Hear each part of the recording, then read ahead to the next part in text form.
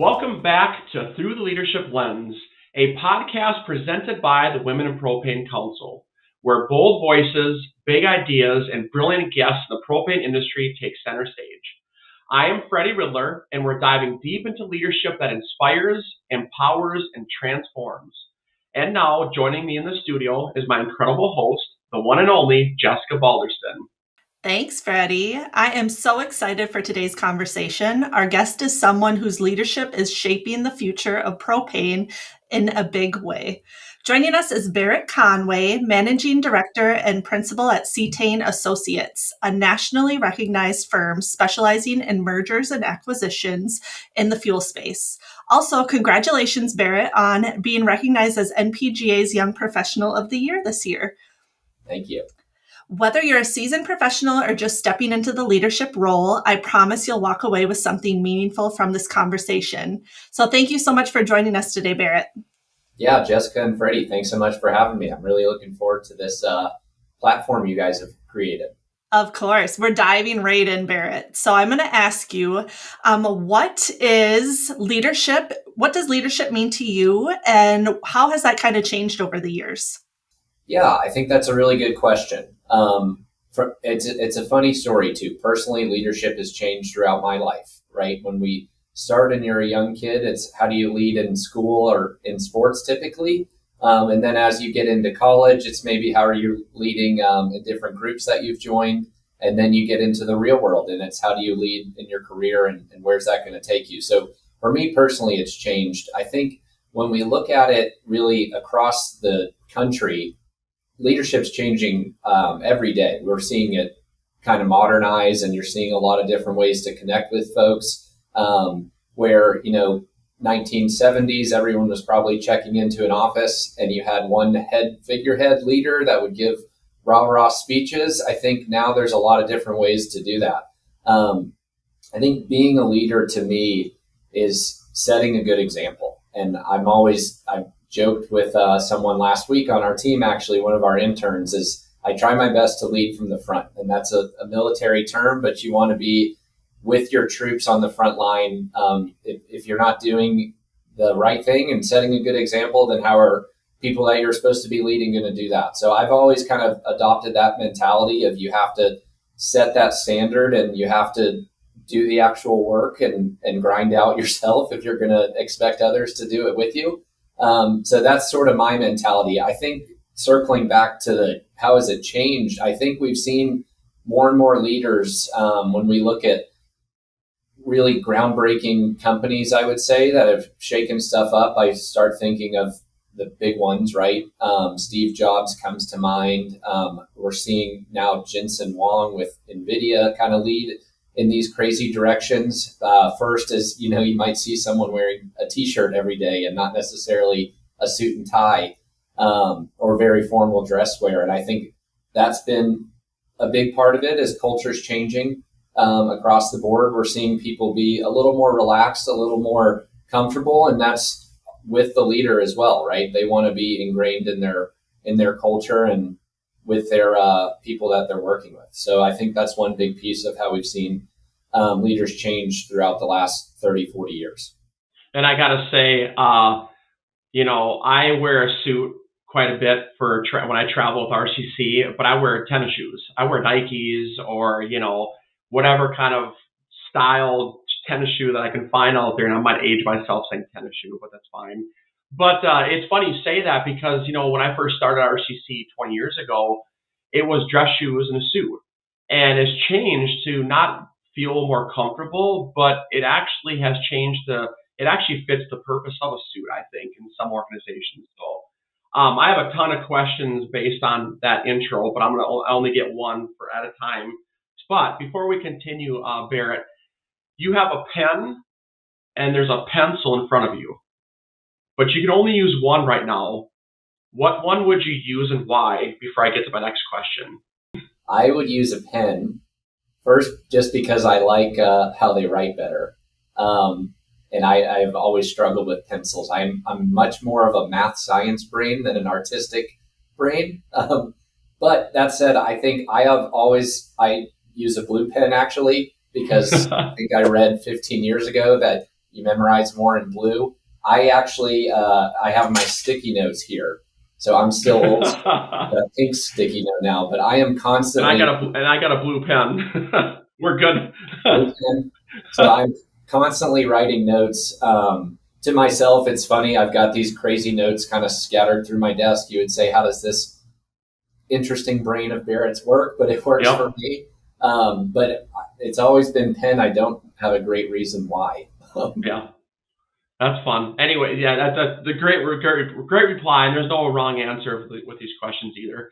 But back to one of the questions I had when you kind of opened up with your leadership and how it's changed.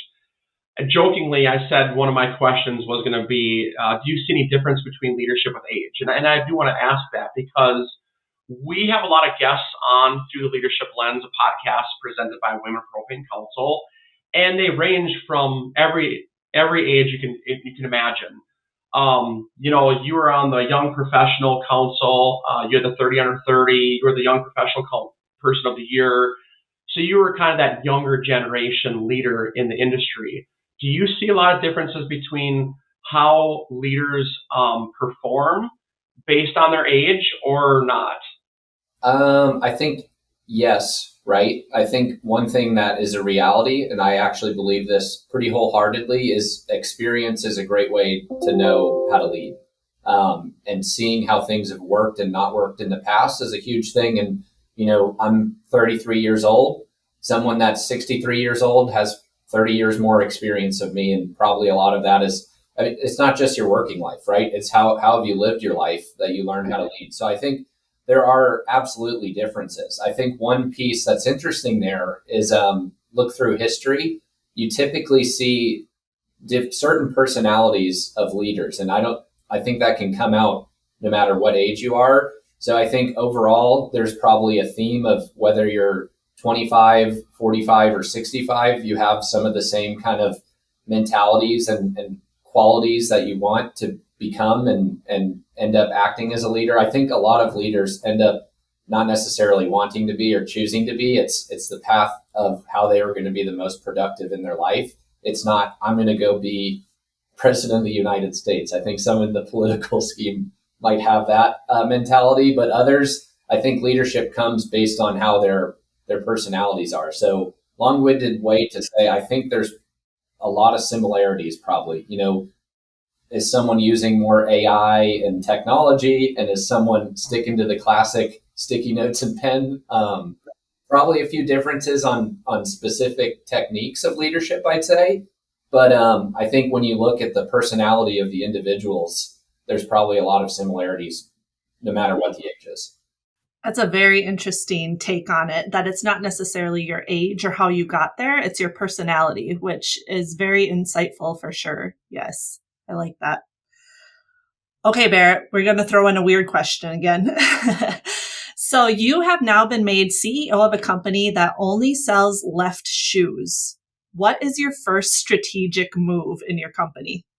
I think it's how do we involve and invent our process to make the right shoe so we can sell a pair.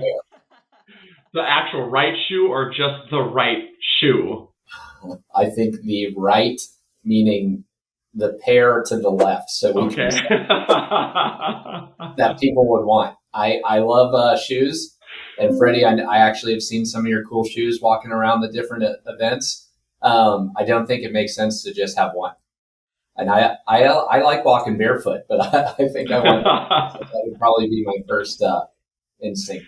Okay, we mastered the left shoe. Now let's work on the right one. I like that. Barrett, so Cetane's team has grown exponentially throughout your leadership. What's some keys to scaling your company while still maintaining your culture and your quality there? Yeah, that is a great question. And I think, one fair thing that I'm gonna say this to the world. We had an individual on our team say this a few weeks ago, and it's true. Cetane is a very great team, and we're working now. When I started in 2019, there were 6 of us. When I took over, there was 11, and now we're at 24. So it has been quite a bit of growth over the last 4 or 5 years. we are working now of how do we keep that great team? How do we keep that great culture and become a great organization? And I think that is a tricky thing as we're growing. There's a few things I'll say. I've heard this and it's worked out well. One is if you pave the lane, the cars will end up filling it up. I don't know if you guys have construction on highways, but here in Houston, we have major highways of I-10 and I-45, and there's terrible construction and it's painful while it's happening. When they build that extra lane, though, more people seem to drive on it. And that has worked very well for us. I think what we have done a really good job of is really getting our brand out there nationally, where Cetane, it's actually going to be a 20-year-old company next year, which is a great achievement for us to celebrate. But I'd say the first 15 years, we were really Northeast focused. We've done a great job of really spreading our reach and had something announced actually in Hawaii. So we're even off the continental US now. But I think what we've learned is you can get great people and you have to have a skill set to work at Cetane. We tend to be a little more finance accounting brain for sure. But for me, it's how do we find the right fit of personality and who's going to fit with the team. And for us, we can coach and train how to do the work. It's how do you fit in with our culture? We do have to work hard. We're in client services. I think you guys can appreciate this. And a lot of our clients have businesses to run during the day. So sometimes, we have to get on calls at 6:30 at night or 7 o'clock in the morning because that's what works for our client. I think it's how do you find people that want to be here, want to be with a growing team? And that, that is a trick, right? It's weeding out, making sure we really get that personality and culture fit right in the interview process. And then we will work on the skills and training, and we'll get you up to speed. It's just, you got to want to do it.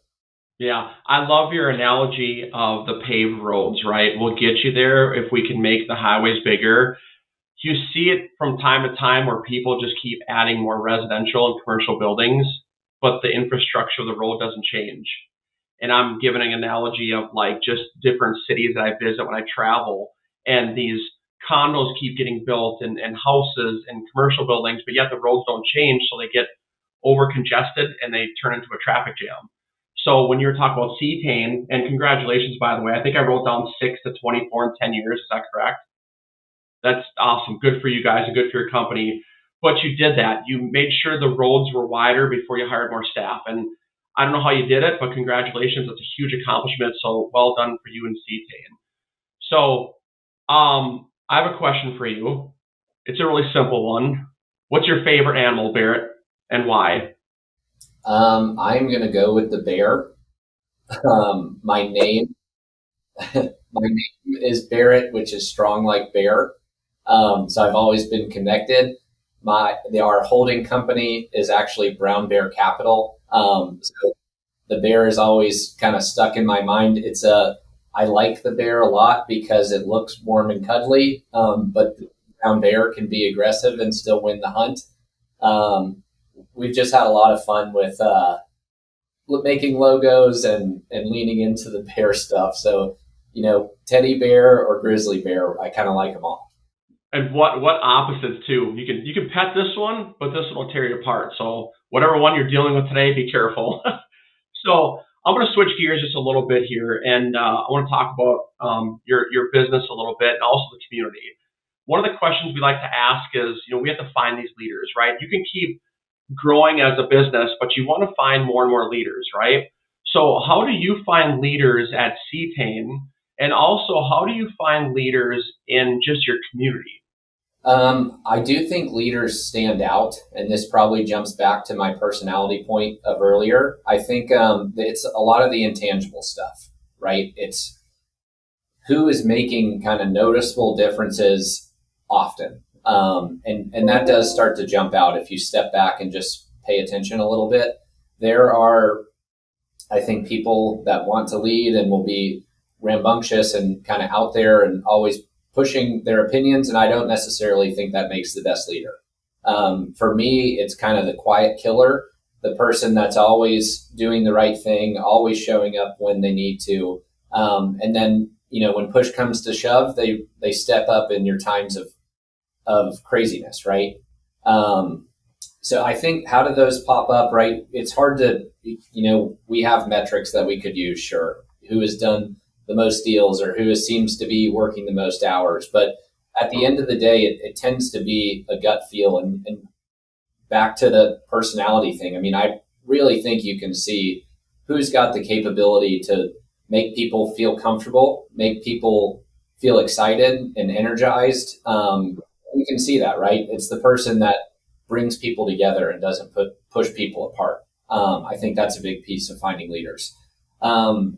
Whether that's in church groups, in the industry, whether it's in groups like MPGA. I always think one young person that's inspiring me is Steph Hennon, just because she puts herself out there so much in the industry and is always kind of going the extra miles. You can just kind of tell who we have as leaders, even in the younger batch as well. That's amazing. I love your take on its personality that kind of makes those leaders. And just thinking from a standpoint of, they don't have to be born in this industry, they don't have to have that background, but just having that personality trait that you can kind of mold them and teach them the things about our industry and what we have out there. It's an easy industry to do it in, right? Everyone is pretty warm, inviting. Myself, I was not involved in propane prior to 2019, and I'm a finance guy at my core, but it is a relatively easy industry, I'd say, to get your arms around, just because if you put in a little bit of effort or a little bit of, shaking hands and starting to know people, everyone's so warm and inviting that they want to meet you as well. It is. It's definitely a tight group of people. And I feel like once we get people in here, they're lifers for sure for our industry. Absolutely. Barrett, so kind of keeping in the same realm of being in the propane industry, if you were not in this industry, what industry do you think you'd be in, or what would you be doing? Selling shoes. Left shoes. Pairs of shoes. How to do the pair. There's plenty of Nike books that we could steal probably for that, right? So, just full disclosure, I think what Cetane had built is a really excellent brand and an excellent process, and Steve Abadi did that. A big piece of me kind of stepping in and wanting to take the reins over was, I thought, we are doing this very well in propane. How can we actually do this in a few other industries? And so we have gotten into some other industries: pest control, landscaping, lawn care, and HVAC. Where we have kind of very similar, for the folks out there that know, we have our propane people that really understand the industry and have been in it for a long time. We have our finance and accounting people that do kind of cross-play across sectors. And then we have our back-end legal team that also plays in the other industries as well. That's been a big piece of how we've grown and why we're growing as well, is we are doing quite a bit in the propane industry. And I like to think that we're a leader in the space of M&A, but also how can we do it in some other industries? So we have actively gone into these other industries. We're making quite a big splash in pest control and landscaping right now. I think our goal is to be home services oriented. It's very funny. We went to Pest World, is the national pest conference, and their group is MPMA versus MPGA, their national group. They all have state associations very similar to propane. They actually have benchmarking groups very similar to the MPGA benchmarking that's put on. And then you go to the show, and the owners are very similar, just kind of personality, right? A little more blue collar. It is route-based service business. And we just saw a lot of overlap, and we dove right in. So that's been a big piece, and that's what we're actively working on right now. That's just amazing. Like, I would never think of the pest industry, that it's just as big as the propane industry. And it's amazing that you guys have kind of branched out on that. Yeah. I wish it was called Pest World, though. That just sounds like an amusement park. Yeah. It's funny. We've been leaning into some bug advertising. I never thought I'd be doing that. Oh my gosh. Across our back garden stuff. So pair your bear with your bugs then, kind of incorporate that in there. Honeybee, right? Barrett, what would you say for advice to somebody listening to this podcast about their wanting to get more involved in this industry that we're in? What would be some advice that you'd give them on how they can get to that level? Yeah, I think the easy one is just you got to put yourself out there.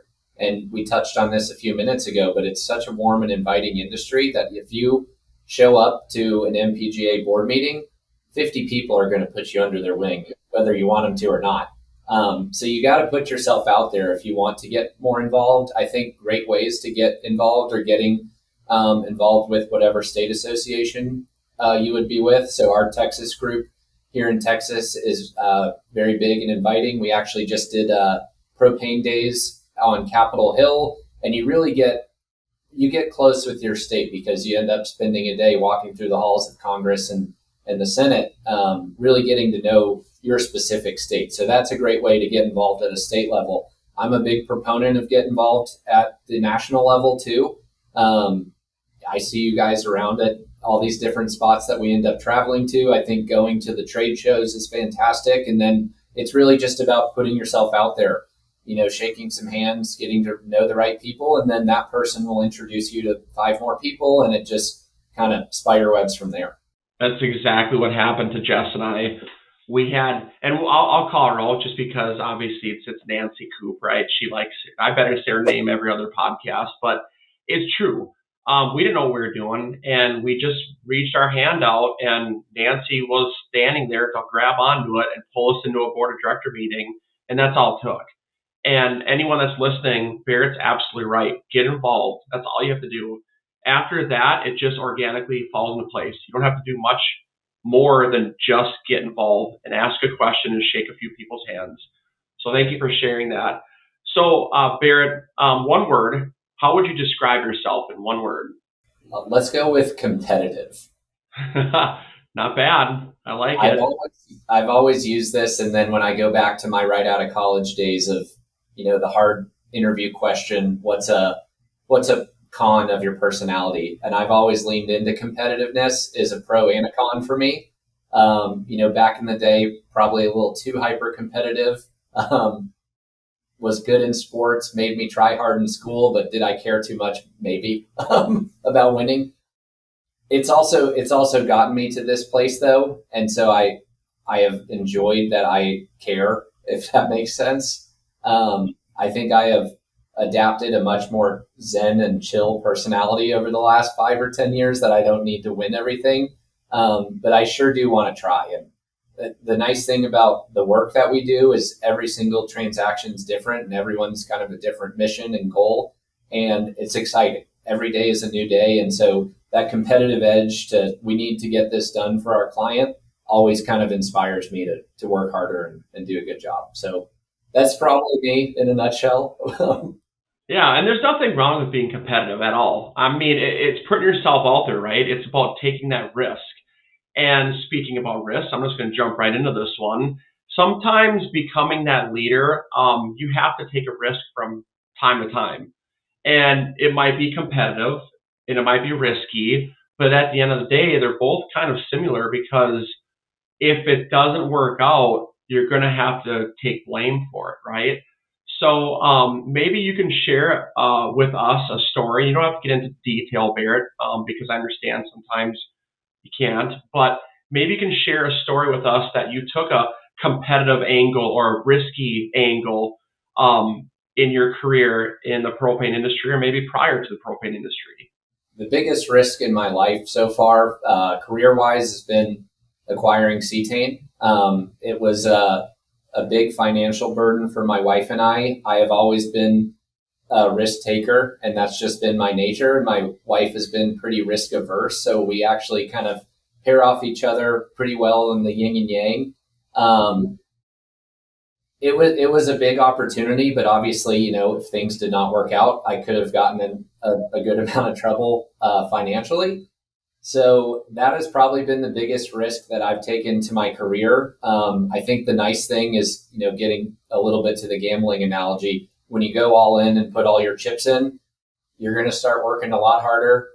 My passion has been through the roof, which I think has only done positives for Cetane, of us being able to grow quickly, but also tactfully and correct. I think it's nice, right? It's playing with house money essentially. So I can't just make crazy decisions because that's what I think should happen. We're really looking out long term, and does this make sense? And as we're hiring people, again, kind of filling that lane, we want to do more work and we want to do more stuff nationwide. So we need to think, is this tough right now? Maybe, but is it going to be great in 2 years? Yes. So let's do it. And I think like that a long time. I think one big thing that's changed in the last 3 years for me is really forward looking, and not just thinking about the right now. I actually heard the speaker of Yeti speak a few weeks ago here in Houston, and I did like this. He said, one of the worst things that's happened to us is when Yeti went public and IPO'd. And why is that, right? I'm sure he made a heap load of money when that happened, and all that's good. But the whole kind of ethos and culture that they built all of a sudden got timetabled into, we need to make things happen on a quarterly basis. And if sales of lids are down, why do we need to force this? And just making decisions not based on numbers and what Wall Street wants, and not necessarily what's right for the company. And so I heard that and thought, what? That's a big piece of what we need to do. We need to slow down, right? Cetane's a private company. We don't need to make decisions that are going to make us better in 3 months. We need to make decisions that make us better in 3 years. That is excellent advice. Yeah, I'm just soaking it in right now. That's wonderful. And also, I kind of go back to what you were saying before. Trusting your gut is kind of what has gotten you to this place in your life, and being able to make those risky decisions by just trusting your instincts, and don't dwell on it if things didn't happen to work out. You just are forward thinking and thinking about the future still. So that's amazing. Yeah, I think I am not making every correct decision. I'd be crazy to think that. We need to make mostly right decisions, right? And then really, I think one thing I've been a little bit introspective and looking at myself is when something doesn't go perfect to plan, or we need to be nimble, it's how do we fix it so it doesn't happen again? And that's been a big piece. This just popped into my mind too. COVID changed the world and locked us all down. I always liked to exercise, and then I was actually in DC and Capitol Hill, and everything was locked down for like a year and a half, it would seem like. So I ended up turning to running, and I'd always kind of been a runner. But now it's almost my therapy and my thinking time. I've done well when I'm going on a longer run that takes an hour and a half or so of turning on a podcast. I've been listening to past leaders. There's a few out there. One's called Founders and one's called Acquired, where you're listening to stories of some of these big leaders and how they started their career. I'm a big proponent of learning through history, but that's been a big piece. So I get to learn a little then, but then also it is my clear my space time. And that's where I think about, oh my goodness, we did X, Y, Z and it didn't go perfect to plan.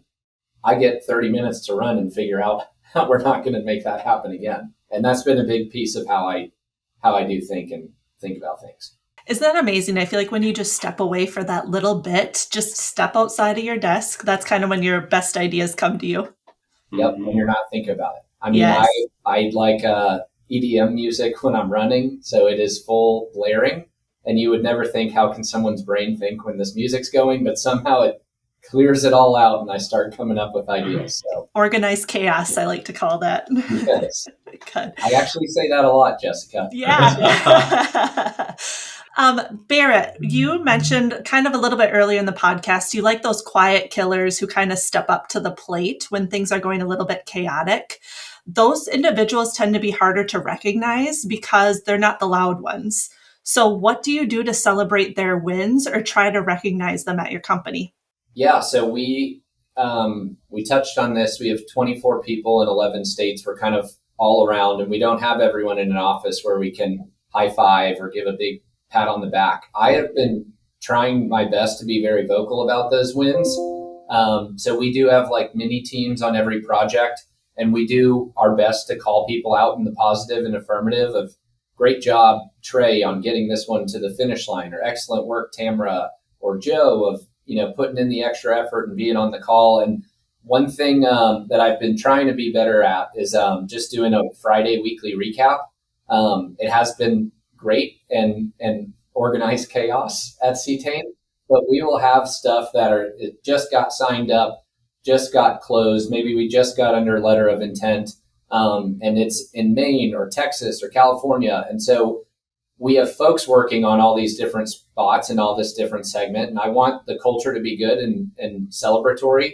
So I try and make call outs in that Friday weekly recap and, really get into the weeds. XYZ transaction. Great job, Fred, on doing this. Great job, Duncan and Ford, on putting in the extra effort here and really calling people out. I think it is great to be recognized.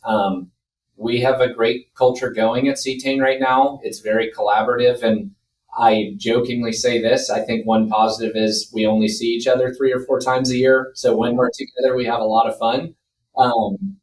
But we've really done a good job of that. And I think Steve did an excellent job of laying the foundation and framework of what that looks like. But it's a compliment. You got to be out there. You got to tell people good job when they're doing a good job. Because whether you're shy or really out there, I think everybody likes recognition for hard work and achieve results. Yes, absolutely. And that's amazing. And I love how, you're also giving these shout outs, because with leadership, you don't do things alone, right? You have a team behind you, and just the recognition of your team, even if it's organized chaos, right? You're still getting into the weeds of saying, this is specifically why you get a call up today. This is why I'm proud of you this week. So that's incredible, because I think when you have so many remote staff, we call it here at our building, the water cooler chat, right? They don't get the water cooler chat, because when I go refill my water or start warming something up in the cafeteria, they're not here to laugh and joke and hear the stories that you pass through the halls. So I like to hear what other people do, because we can bring that back to our company. And it's a huge accomplishment to hear what Cetane's doing. And obviously it's working. Again, you guys tripled in size in 10 years. Something's working. And so if anyone's listening to this right now or viewing it, reach out to Barrett, right? I mean, they got some things that are working for their company, and take advantage of it. That's why we do these podcasts. Yeah, I mean, kind of right back. It's funny. One thing I've learned too is when people ask you questions, you might actually learn more from their questions. And how do you answer, but then also picking their brain as well. And I've always tried to be open and honest. I think that goes a long way. Yep, absolutely.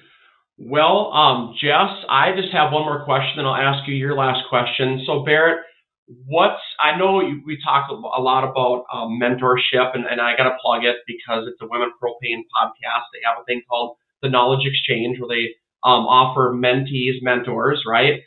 Who's been an influential leader or maybe a mentor in your life? And maybe you can, again, share a story about that. Lots of names come to mind on that one. I have been lucky that in my early life, my dad was a Presbyterian pastor.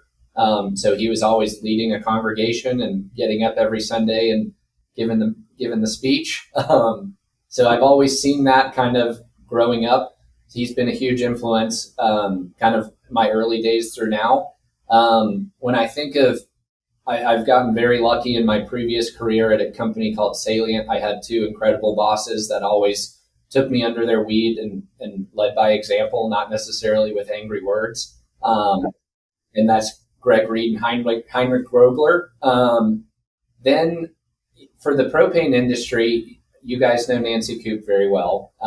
I think she's been a huge leader in the industry, in this organization specifically. And then honestly at Cetane, she's done a fantastic job of getting a lot of us up to speed and in the know with the right people in the propane world nationally. And that's been fantastic.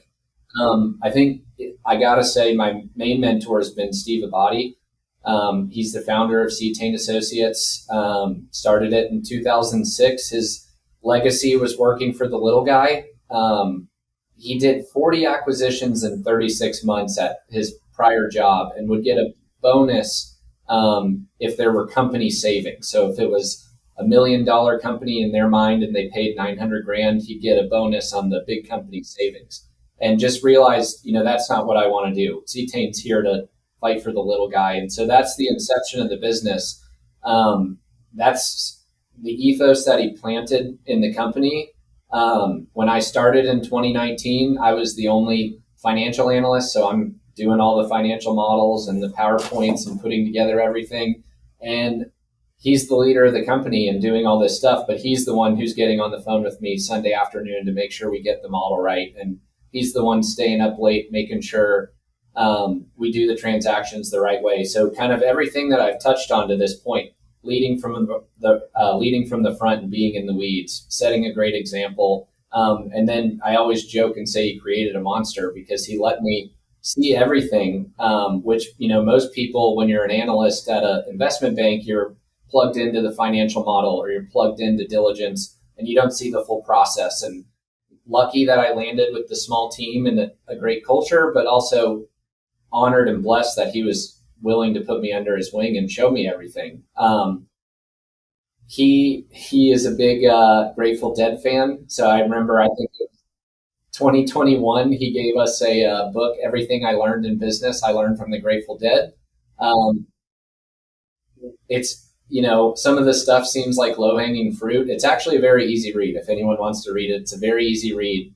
A lot of it is just be a good person, do good work, and it's going to come back tenfold. I'm always a proponent of, we could screw this person over in this one deal, but who's that? We might win this one time, but Cetane's hopefully going to be around for the next 30 years. We don't need to burn bridges. No one's going to do good working that way. So that's the Steve Abadi kind of mentality. It's passed on to me.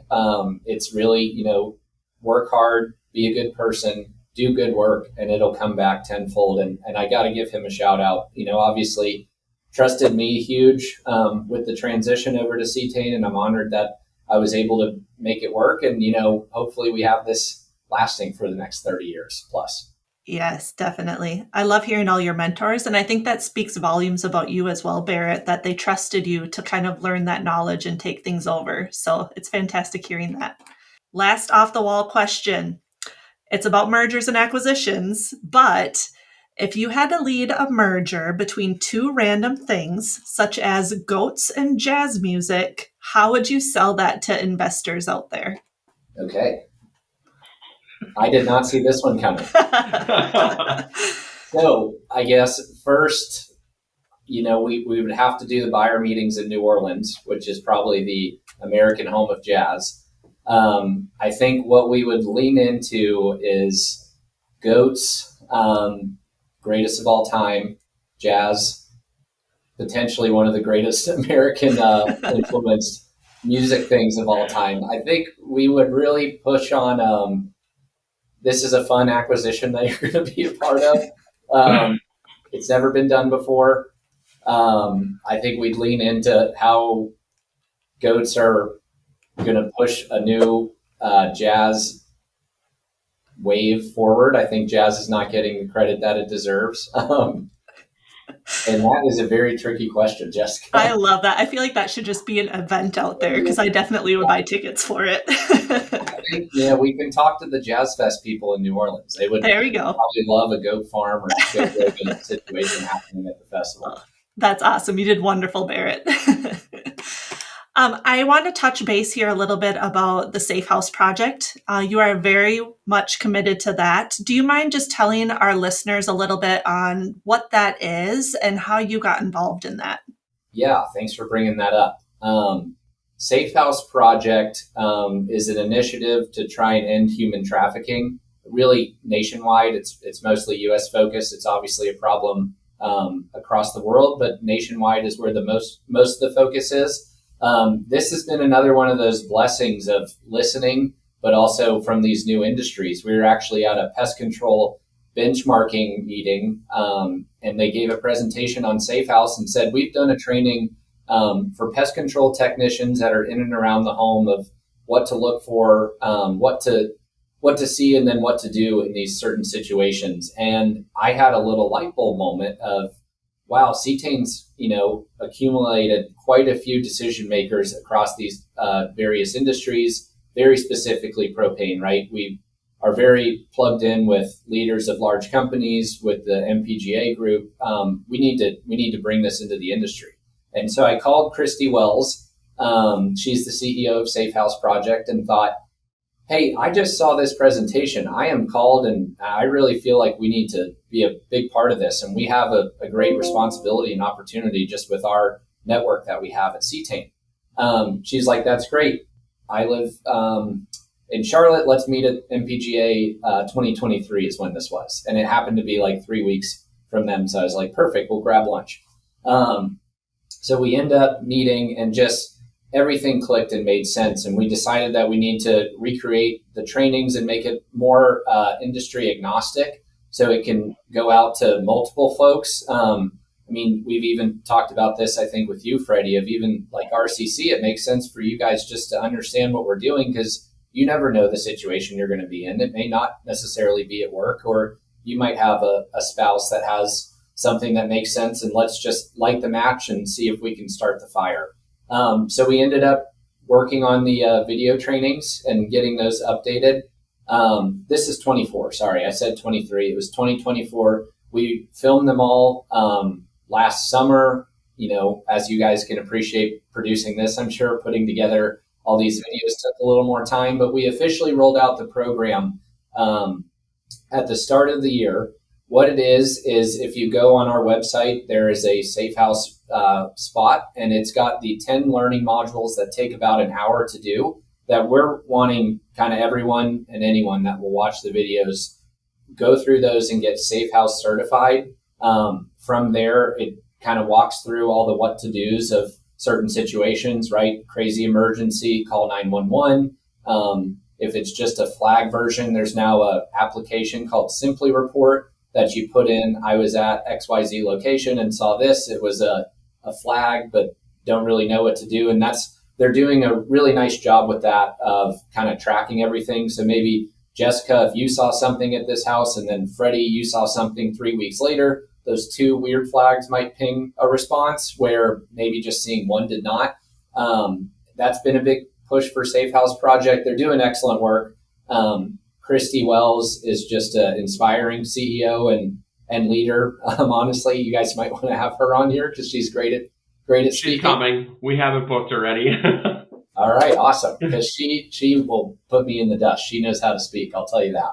She's doing an excellent job, and it's that kind of energy and good work. I think propane, the industry, is in and around millions and millions of homes across the country, and we really have a good opportunity to at least just be involved, right? It's not, one thing also, again, back to the good people of the industry, it's not hard to sell this. Most people want the world to be a better place. And so it's been really inspiring, and they're a great group to work with.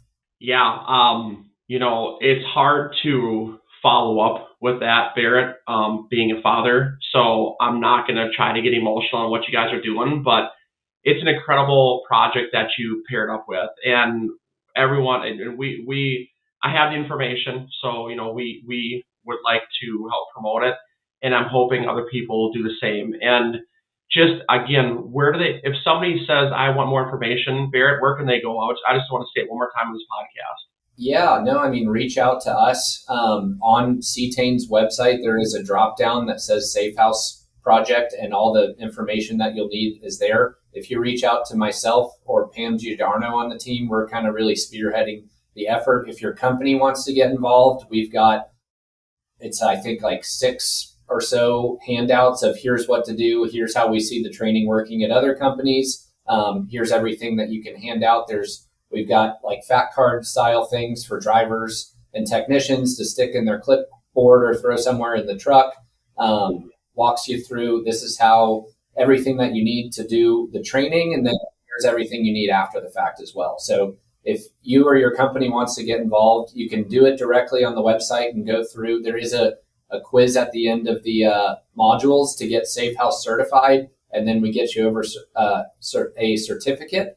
But if you are in a leadership role at your company and want to get more information, don't hesitate to reach out. Thank you. Thank you so much, Barrett. Thank you for being on our podcast. It was a lot of fun. Again, it's incredible, the stories. Thank you for sharing your time with us today. Thank you, guys. You have done an excellent job building this platform, and I know it's an easy conversation to have. You guys have figured it out. It's fun and lighthearted for the most part, but asking some really hard-hitting questions. So thanks for having me on. I'm honored to have been talking with you guys this morning. And that's a wrap on this episode of Through the Leadership Lens, a podcast proudly presented by the Women in Propane Council. If you enjoyed today's conversation, don't forget to subscribe, download, and share it with a friend or colleague. And if you want to learn more about Women in Propane, connect with us on Facebook, follow us on Instagram, or visit us online at www.womeninpropane.org. I'm Freddie Ridler. And I'm Jessica Balderston. Thanks for listening. And keep leading with purpose and vision.